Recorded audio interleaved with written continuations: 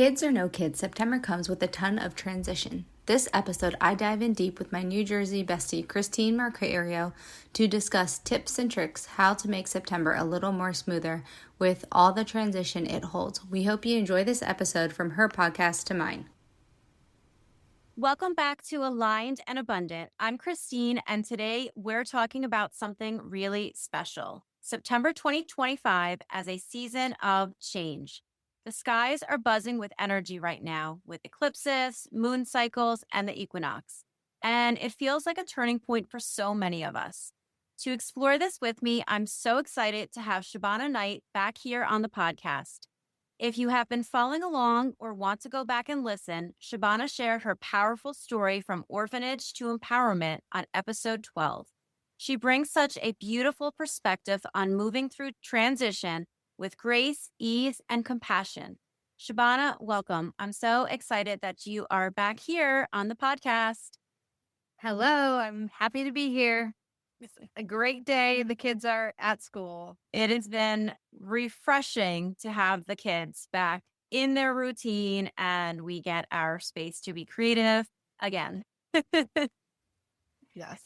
So I think that you and I can both relate to having a change of schedule and daily routine compared to when we were in the spring. Going into summer, we had a routine set and we had our daily practices in place. And then summer came and that all changed because we both have 3 children and they all have different needs, schedules, sports, activities, etc. And now we are reclaiming our schedule and sanity. Not the kid. Yes. So I think this is just such a powerful time. So many people, so many women can relate to just finding themselves back into a routine or creating a new routine. And I'd love to explore what that looks like for you and for me and share any tips, tricks that we have for any stay-at-home moms or entrepreneurs who are at home and building their schedule around their children's lives. Yes. I mean, when we think of September, we think of, at least I do, is like back to school energy and more structure, more emails, more forms to fill out, more this, that, and adding things to our schedule. And then kind of like also we're ramping up the year, but we're also winding down the year. So it's this yin and yang, this push and pull of just this transition into this next season. And then all of a sudden it's like December and Christmas and the start of a new year. So there's just so much going on. So what I've been thinking about is just how much even more so it is to protect our energy and our schedule and just the power of saying no to time and commitment and school events. Yes, of course, you want to say yes to lots of things, but at the same time, we need to really look at our schedule and what can I actually hold on my plate, or is my plate literally like overflowing with spaghetti and like things are falling on the floor and you don't even have space to put your dinner roll. Like you just, yeah, you have to figure it out, and just how powerful our no is to make our yes stronger and having those boundaries. So many golden nuggets right there. And I want to hit upon, first of all, September to me, because I was a teacher for so long, totally feels like a fresh start, a new beginning. But then, yeah, there's only 3 months left to the year. And you have to think back. I've been seeing a lot of posts with, are you going to achieve the goals that you set forth for 2025? And to think about it, like we are 3/4 way through the year. But simultaneously, like you said, it's also a fresh start. It's fall. It's a new season very soon. And there's so much to tie into that because it's a season of getting quieter and reflecting and seeing the beauty that surrounds us, as well as, again, darker days for most of us, earlier night. And also leading up to that excitement of the end of the year, holidays, New Year, etc. So it's a wonky time. I think that with that, there is so much opportunity for anyone to really design a new schedule for themselves, some morning practices or nighttime practices that they love. I know that you actually just went to the beach the other day because that was a calling that was placed on your heart and you had the time to do so. You dropped the kids off at school and then you had the time to do a little solo, getting quiet with yourself and listening to the divine whispers that came through from source for you. And so again, there's just so much opportunity for us to really get quiet and go within and also, like you said, protect our energy and decide what's best for us. And I love all of that. Yeah, I am really blessed that I get to work part-time, and that's just how we've made our schedules work. And I know I have mom friends that, they have to drop their kid off at daycare and then they go to school and then they come home, but the mom is just gone all day long. And you don't have those times to be quiet and be still and stuff like that. So it's like, what do you do if you work full time? And how do you manage your schedule and stuff? And just different tips and tricks is like, okay, can you put your phone down during lunch and take a walk, like take a 10-minute walk during your lunch break? Can you make sure you're hydrating all day long with water as opposed to coffee all day long and energy drinks? Can you wake up 10 minutes early so you can have a quiet shower before a child needs you? Just all those little things that make life just a little bit less stressful, whether you work full time or part time or no time. Yeah, just you got to look at your schedule and figure it out. And it's so important. It is so important to figure out a schedule and a daily routine because that really sets you up for success. I was just talking to a friend yesterday and come to the realization that when you're in a job, particularly, for example, teaching, that does burn you out or it takes up so much of your energy, it is super important to protect your energy. So you have to come up with a way to call back your energy. And that might look different for everybody. It might look like sitting outside on your deck with a glass of wine at the end of the night. It might look like having a coffee as the sun rises, again, getting up 15 minutes before your kids get up or before you have to go and walk the dog. Just finding that time and making that balance because you have to make that commitment to yourself or else you're just going to be so exhausted because you don't give yourself any time. And it's like that expression where if the plane's going down, you have to put your oxygen mask on first. And that's what is so important to remember as moms or caregivers. We have to take care of ourselves first so that we can be the best version of ourselves for our kids or for the people that we love and care for. And with that, like, what are our oxygen masks? Like, are they listening to inspiring podcast or music on the way to and from work? Are they making sure on the weekend you meal prep and you have your freezer meals that you're just going to throw in the crock pot a few nights each week? Are they knowing that Wednesday night is pizza night, so I'm not going to worry about that dinner? Is it maybe having your significant other or partner help fill out forms for kids? It's almost a point where we have to learn to get quiet, even just for 5 minutes and tune in. It's like, what can I delegate? How can I receive support? How can I ask for help? Maybe it's coordinating carpools with the neighbor. There's so many tips and tricks that I think sometimes as moms, we just assume we have to do everything. We have to do all the laundry. We have to do this. I know when my kids they were all in elementary school and we ended up getting them all like laundry baskets from Walmart, the ones with like the wheels on it and they can pull it to the laundry room. So they started doing their own laundry in elementary school. And that just took like a huge load off of our shoulders. Pun intended. Yeah. So it's little things like that. Figuring out like how you can get support from those around you and asking for that help and support because otherwise we're burnt out on both ends and we're just these humans that are like zombies. I don't know. Just what? That totally makes sense. And I know that my husband and I have come to an understanding that we have to get a little bit more organized. And so certain things that you just mentioned, we have to do. Like on Sunday, we do meal planning for the week. So we talk about, what are we going to eat each day based off of the schedule? Like, are we going to have time to cook or does it need to be a super quick meal that night? Which pizza shop has a special? So Monday nights might be pizza because it's a $12 pie. Yes. And the most recent thing that we have actually started to talk about is getting an electronic calendar that can go into the kitchen and like See? so we can all be on the same page and you can color coordinate each kid, which I think is super awesome. So I'm Mhm. kind of excited to get one of those.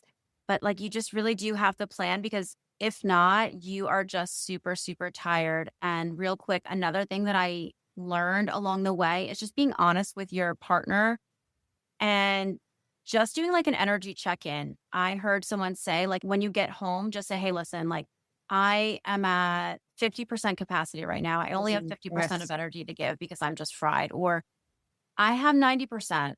You're looking a little low. Let me step up. So just having that check in with your spouse or your significant other so that you know how to tackle the rest of the evening. And my husband also additionally always says many hands make the work lighter. So I love that you taught Yeah. your children how to get their laundry going at a young age because there's so much to do, especially laundry. It never ends. So that's awesome.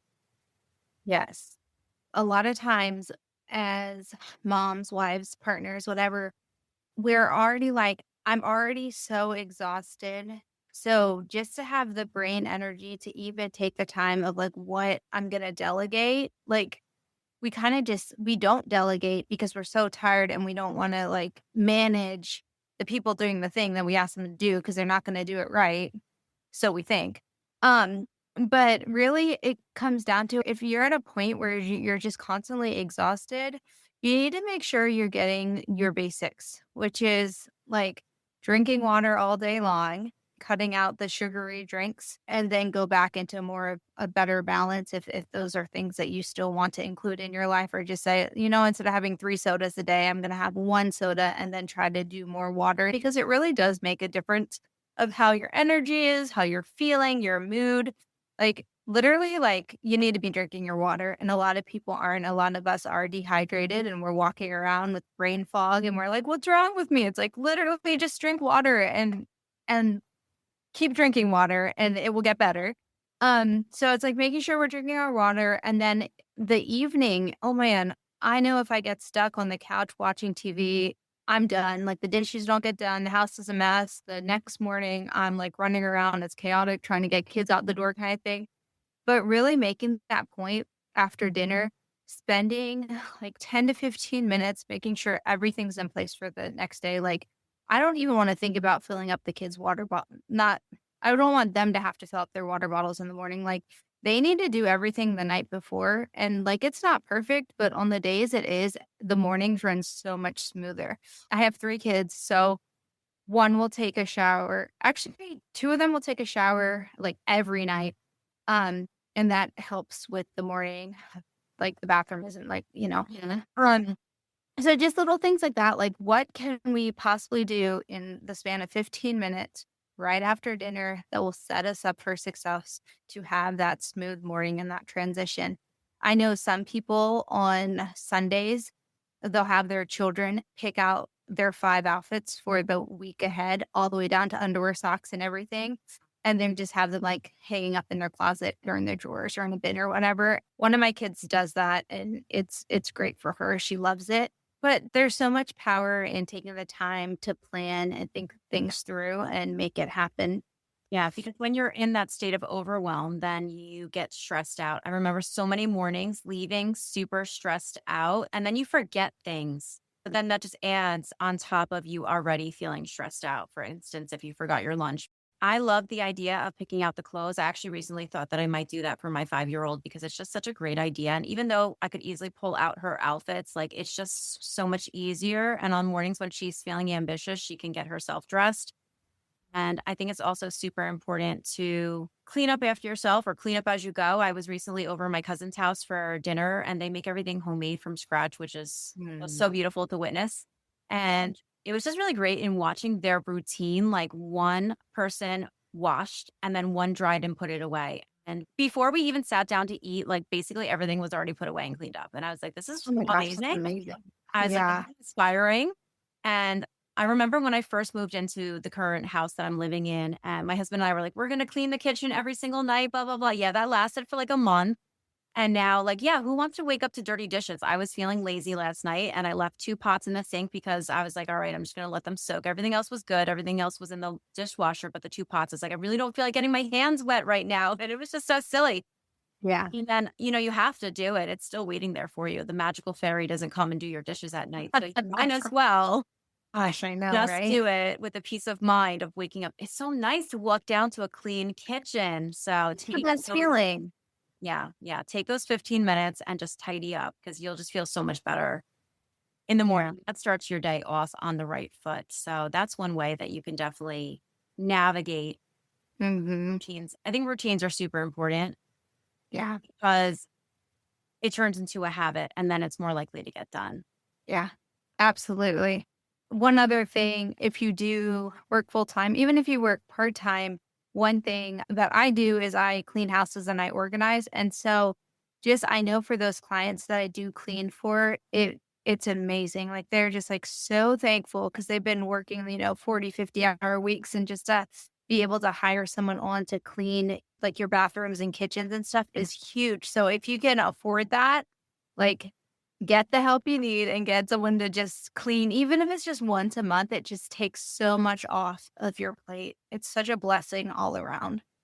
Honestly, I can also agree with that because when I was over at my cousin's having dinner the other day, she also has 3 children. And I was like, how do you keep up? Because my cousin, her husband is also coaching 4 of the kids' sports.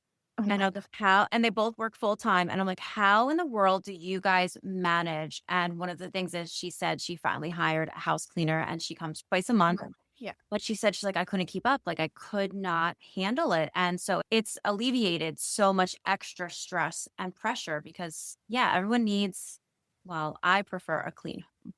I Yeah, know everyone for needs sure. what I need because a clean home helps my brain think better. Mm. Yeah. There's so much like science and evidence behind that is like a messy house is like a reflection of the inside. Like the way our brains are like messy and just over functioning and overwhelmed and overstimulated. And when we can walk into a room and it's all like when we go to an Airbnb, like it's all clean I love and they're just so simple. And our that. brain's like, oh, I can actually put energy towards a project that I want to be putting towards as Yes. opposed to That's exactly the how I place think. that And you I know live. you and I were both on a mission this summer Yeah. to declutter our homes and drop off as much as we could to Goodwill Yeah. or our local donation center.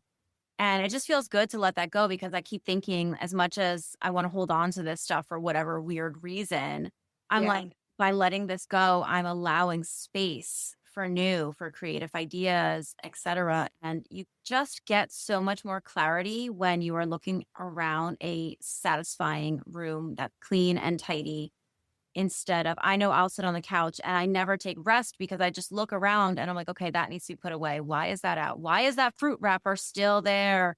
Oh You know my what I gosh. mean? Like Yeah. that fruit snack wrapper is still sitting there. Like I was literally picking on my husband the other day. I was like, when you leave your fruit snack wrappers around, can you at least leave it in one piece instead of ripping off the top so there's 2 pieces to pick up? And he's just like, you fuss over the silliest things, but I will pick up my wrappers. I was like, you better. Friends, because I don't want ants or whatever, Yeah, you 'cause know? I'm sick Like, of there's picking a them up. reason.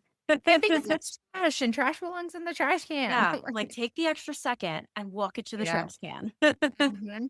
I know forever ago when I started this whole like decluttering and organizing journey, one of the best advice that I had received was to start with the bedroom. And granted, our bedroom, the closet is like off to the bathroom, so you don't really see the closet. So it was more just focusing on having the bed where I wanted it, making sure our nightstands were like decluttered and stuff like that because they just get so like just the junk drawer almost. And then making sure like underneath the bed everything was cleaned out. And then after that, the tops of the dressers being very simple. Yeah. So just because that's like where you sleep. So if you have all this like clutter and disorganization and just chaos in your bedroom, it's going to be harder to get a good night's sleep and rest and your mind like subconsciously is just going to be like doing turns and flips in your head. So if you feel like your house is decluttered and you want a place to start in the bedroom. keep it simple, get rid of stuff you don't need. I always think like if I do get rid of something and if for some reason I need it, it's gonna always come back to me. And so I'm like, yeah. So just trying to keep that in mind. If you really need something, it will come back to you or you'll be able to borrow it or buy it again. And then eventually going through your closet and different things like that. Yeah, I think also energetically, from like a feng shui perspective, they say that the bedroom is one of the most important spaces to Yeah. have decluttered because then the energy can flow more freely. And I know that they also say that you're not supposed to have anything under your bed Mm-hmm. and, your bed should be positioned in a certain way. I also know that from my perspective, I love to have visually things that I enjoy looking at. So I like to put like pretty art on the walls or little Yeah. tchotchkes that mean something to me, Yeah. on my dresser. But then again, not too much. So sometimes I'll like rotate them out. And if I'm going to get rid of something and I still feel like a tug of attachment, like I'll just take a picture and I'll just think that, it's going to bless somebody else. There's so many ways that we can make our spaces beautiful. And I hear you on the Airbnbs. It's Yes. funny because I Yes. used to, and I still do, but not at, like I'm starting to understand it more. But I was always trying to like escape and go on another trip and another vacation. And I think I Mhm. just love staying in an Airbnb because it's just so Yeah. sparse, but it's usually decorated very nicely. I'm all about aesthetics when I'm choosing an Airbnb. Like if I don't like someone's decor, I'm like, click next. Yeah. It's it's so true.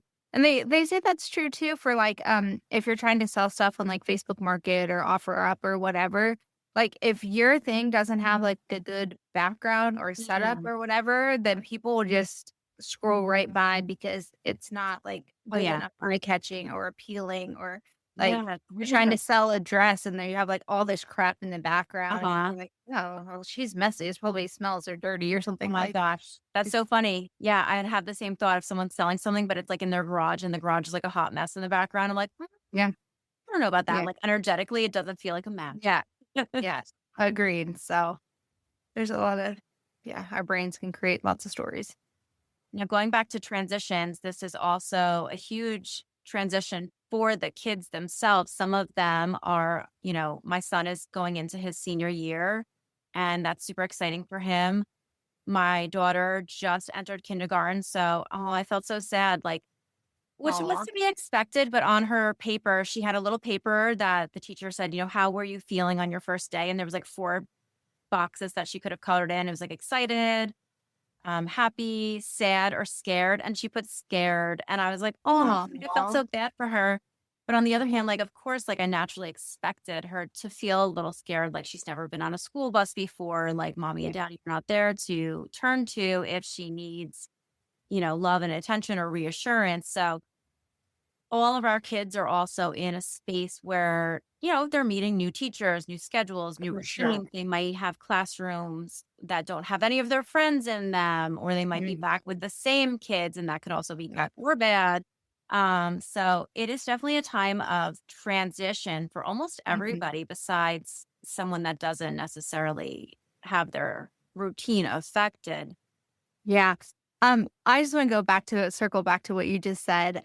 I love that she felt comfortable enough to put scared on her paper, that she felt open and vulnerable enough to show her like her Yeah. deep dark secret that she's scared to Yeah. go into kindergarten because she will have the biggest amount of growth Wow. because she's in this category of scared. Mhm. You know what I mean? I received And it. then give it like a couple days and she's like, I love it. I'm Yeah. happy. I'm excited. Like life is good. Like, cause she's in the darkest. I So love that. Oh my God, that good. makes me feel so good to hear that because you're absolutely right. And I can't wait for that. Yeah. Yeah. It's gonna happen like every day. And then she's gonna be like, I don't want to leave school. I want to stay with my Yeah. friends. Little sexual butterfly going on. And also maybe like you don't have any kids going back to school. However, school is in session because you get stuck behind the buses on the way to work and you have to like transition into that. Yeah. Um, and then there's also, I feel like there's more moms in the Starbucks line. Oh, yeah. Those not and the teachers, those lines are longer that you have to transition into.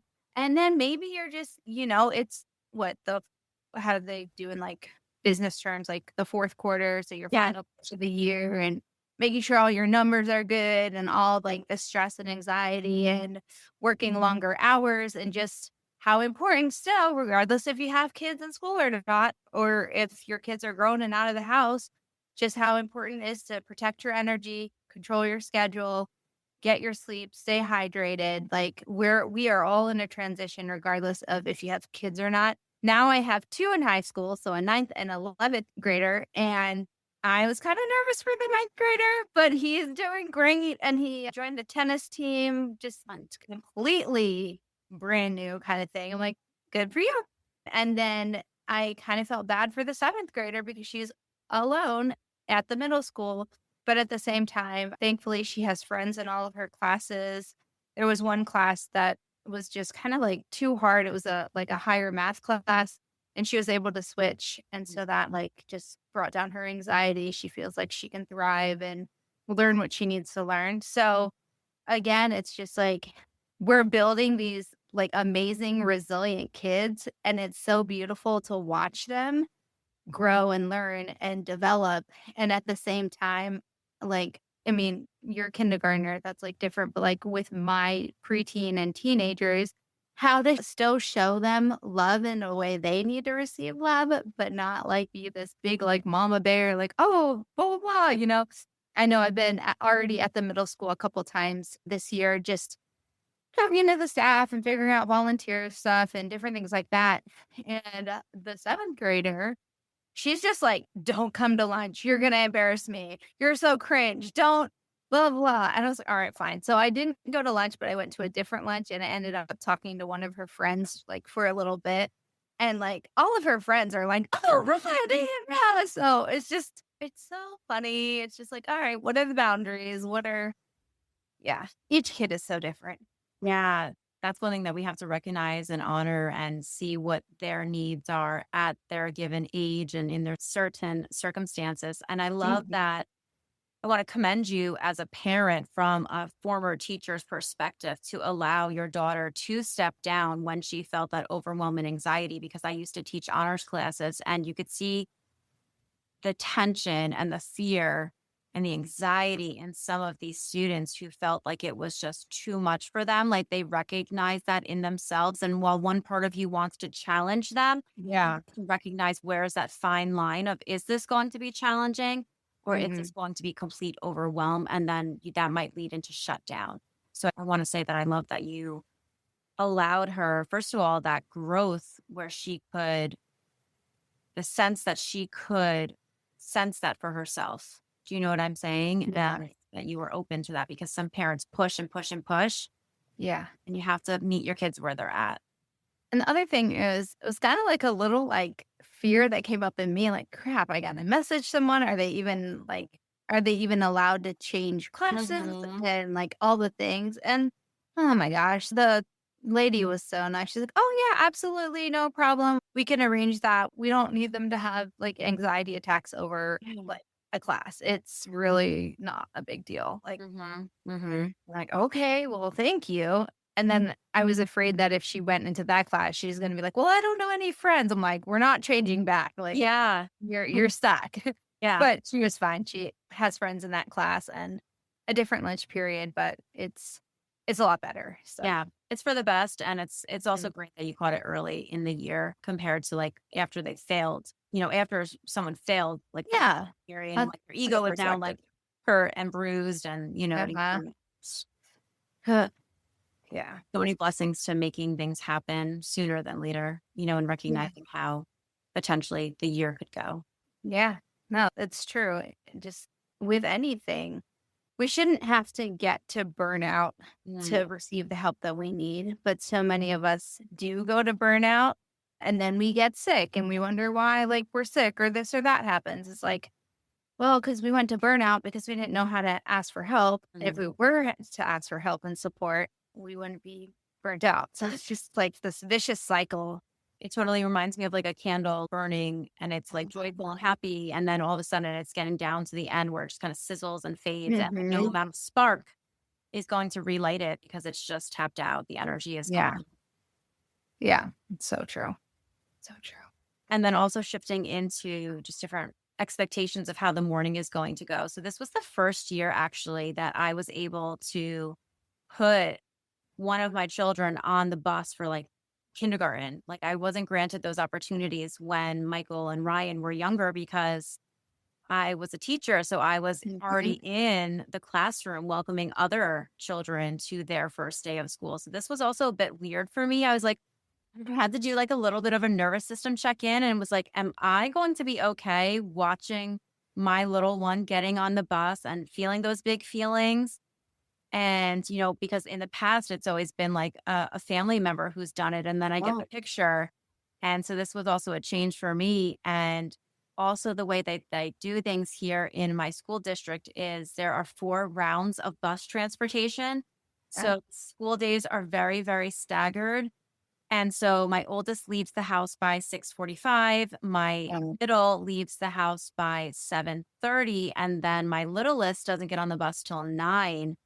So also discovering how the mornings are going to look and how they're going to roll because just because her bus doesn't come till 9, I mean she's still up at like 6:45. So we're now having longer mornings, which stalls the start to my day, which is fine, but I just again, it goes back to like looking at what's on your plate, how can you rearrange your day so that you're the most successful. But again, part of why I'm transitioning to life coaching and being an entrepreneur is so that I can spend more time with my family, with my children, and be there for them. So it's working out, figuring out what works best for your family. So that's super important to recognize and reflect on and pull from.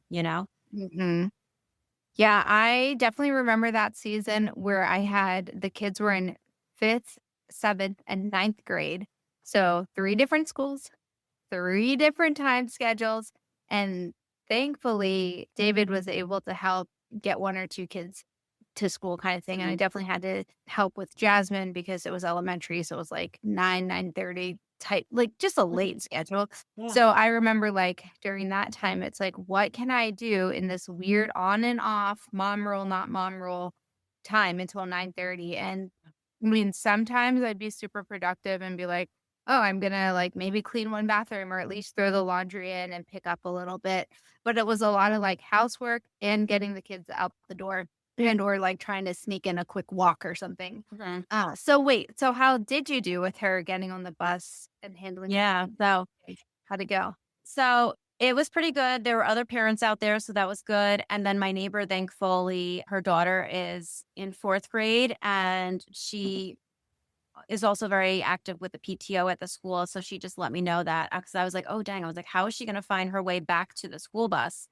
And so she informed me that like there are like student helpers and her daughter ended up being one of them. And so helping her, they actually go to the classroom at the end of the day and they pick Mhm. them up. And the teachers are so cute. They gave them these little Mickey Mouse ears with like their Oh, bus number. yeah. So they get posited to the right bus and all of that. So I did have a pinch of yucky feeling because as the bus was pulling away, she kind of like reached to open the window and obviously, No. she wasn't able to open the window. So I did feel a little ping of sadness, but luckily she came home happy and Yeah. excited. And then the teacher was really great. She actually uploaded some pictures through like our way of communicating. There's an app that the school district uses.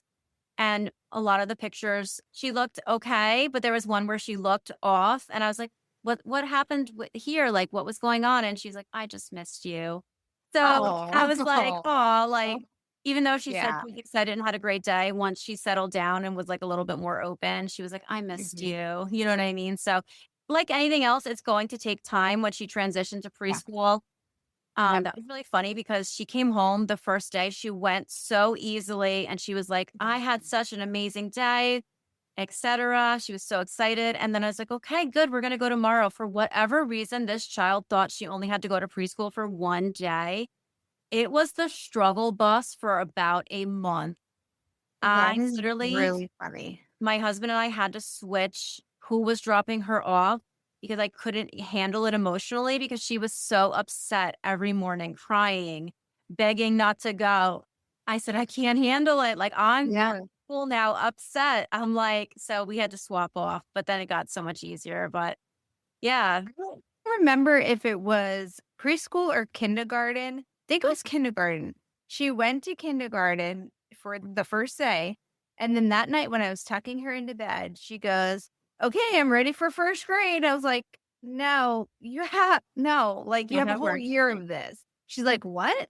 Like she was so confused. The same like reaction, but she didn't like cry about it, throw a fit for Oh, the good. rest of the days. She was good, but she was just like, "What do you mean? I thought it was done." Like it was so funny. Yeah, it really is because you don't think about like the details that you have to share. You know what I mean? But if you come from their perspective, like they kind of do need to be filled in a little bit more. Yeah.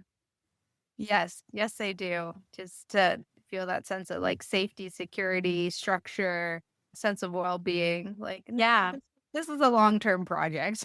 Like, Yeah, exactly. I know. And my middle schooler was complaining the other day. Not complaining, but he was just like, it's school. And I was like, listen, buddy, I'm like, you should just enjoy school because when you get to having to work every day, like that's Yep. not necessarily fun either. And again, that's where I'm at, trying to find where's my fun again in making Mhm. money. But I just said, you know what, just enjoy school. Like, all you got to do is do the work. Like, it's not the end of the world. You know what I mean? Like, just Yeah, go with it. It's exactly. about the attitude that you bring to your day, like Yeah. anything else. Yes. No, I agree. It's like we always long for the future, this or that and the other thing, but just learning to enjoy what's in front of us because that's where the magic is, where we can be present. 100%. Yeah. So, with the kids back to school and our days growing shorter, nature invites us inward. October is actually my favorite time of year because I love the beauty of fall. I love seeing all of the colors in the trees. Everyone kind of gets together because it's football season, and so many people jam out over that, the whole vibe. It's funny. I just have to say it because, Taylor Swift and I'm so not into that, but whoever she's marrying or whatever, like people are going to gather around all of that Oh, at the yes. time of unity also. And it's just a season of coziness. What are some of your favorite things that you love to do? I just want to hear it before we come to a close on this conversation. I definitely like my pumpkin spice latte from Starbucks. And I just, I love that the kids go to bed early because they're just not staying up all night playing video games because it's not summer. I love that, like, there's more structure. There's more like we'll eat dinner at like 6 and then if kids have sports or whatever, but then by like 8, 8:30, we'll watch a show as a family, have our like evening snacks or whatever. And then one thing that I love is even though my kids are 12, 14, and 16, they still want to pile on our bed and pet the cat and I'll like read whatever book I'm reading, I'll just like start reading. Usually by that point, they're like snoring, and I'm like, "Okay, guys, you got to go to your room now." But they still like want that closeness and time together. And I don't know, the obviously the older they get, those time are far and few between. So just taking it in that our kids still want to spend time with me. I don't know. It might just be like, well, we don't want to go to bed, so we're gonna hang out with you and like pet the cat and like listen to all your weird stories that you tell us or whatever. But it's just there's more connection in fall, I feel like, and I really like that. I And can so relate to that, and I actually love that. For us, for the moms, it's okay if they're using it as a stall to go to bed because those are the most precious moments. I actually call my middle child the 9 p.m. snacker because no matter what he's doing upstairs, after my youngest goes to bed and the coast is clear, he Mhm. always comes down and Oh wants to have yeah. a snack. And that's usually me and him time to like watch something. We've recently been watching this YouTuber, Ryan Trahan. He was on a mission to raise money for St. Jude by Nice. staying and finding the coolest Airbnb by doing 50 states in 50 days. So shout out to Ryan Trahan. It's just such a unique way to bond. So my child and I watch that and we usually go through a few episodes. And so yeah, it's so lovely when they still want that good night hug or that good night Yeah. kiss. And I Yeah. try to make it a point because I was slacking for a little while on tucking him in. because I was so Mhm. burnt out and tired. I was like, you come tuck me in, because he was going to bed Mhm. after me. Um, Exactly. so yeah, I love that we're back into like more of a routine, and he's not up till, midnight Yeah. chatting with his friends. So there is a Mhm. coziness about fall that is beautiful. And so I just encourage everyone to find their vibe for fall and just enjoy it. I love getting some twinkly lights or a nice candle, Yes, and just for sure. with some set family time. Maybe it's that Monday night that you order the pizza, maybe that's Mhm. a designated movie night. Yeah. No, I love it.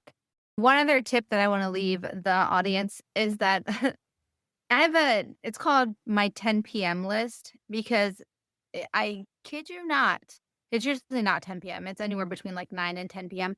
That is when the kids just decide that they need X, Y, and Z, and it's so urgent right now to look on Amazon to get this for this or, "Oh, mom, I need a haircut." So, the 10 PM list is date, name, and the kid's, like, request or whatever, because I'll forget in the morning, and so will they. All the things come up at 10 PM, Oh, so yeah. start making your 10 PM list because I love that idea, actually. That's yeah, so awesome.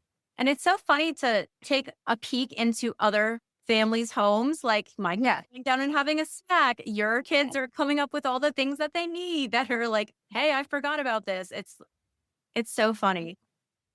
So those are and some great ways that you can stay organized and yeah, enjoy quality time with your family. So that's awesome.